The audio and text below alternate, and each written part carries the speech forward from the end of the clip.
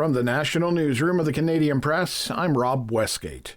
The Royal Canadian Navy says a sailor has died in Halifax's Bedford Basin after a boat capsized.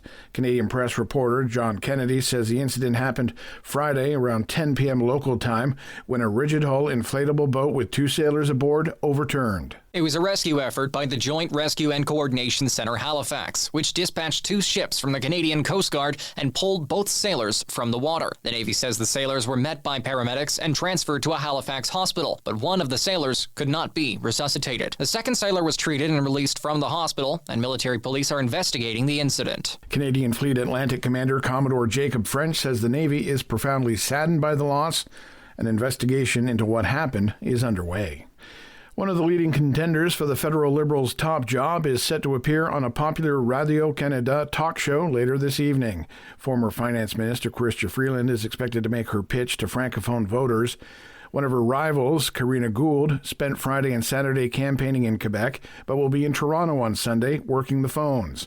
Meanwhile, Industry Minister François-Philippe Champagne will host an event in Shawinigan, Quebec, where he is expected to endorse former Bank of Canada Governor Mark Carney. A 72-hour strike notice has been delivered by the International Brotherhood of Electrical Workers to their employer, Canadian National Railway. Here's Canadian Press reporter Lisa Laporte. The union represents about 750 employees at CN who work in signals and communications. It says barring a negotiated settlement, the union will be on strike as of the start of Tuesday, January 28th.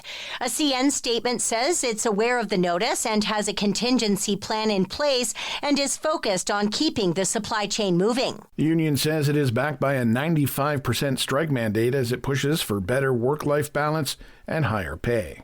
The embattled nation of Haiti has called on Pope Francis to help after the Trump administration announced U.S. foreign aid will come to an end.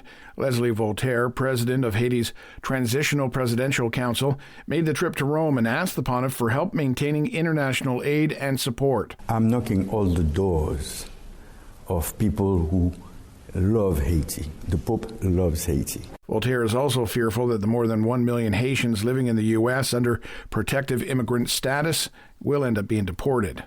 And finally, Congo has severed diplomatic ties with Rwanda as fighting between Rwanda-backed rebels and government forces rages around the key eastern city of Goma.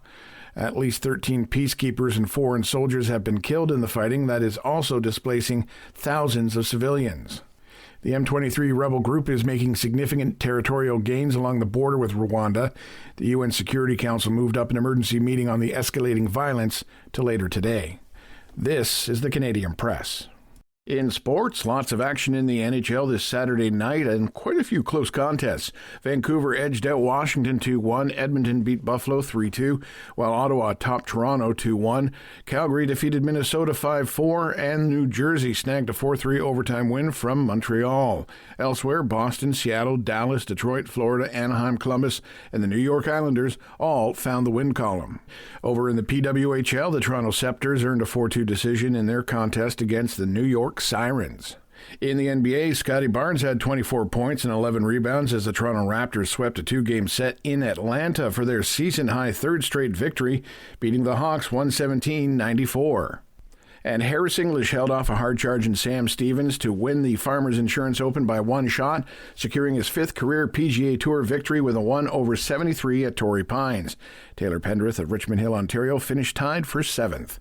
From the Canadian Press, I'm Rob Westgate. Thanks for listening. Don't forget to follow and subscribe. For more of today's top stories, visit thecanadianpressnews.ca.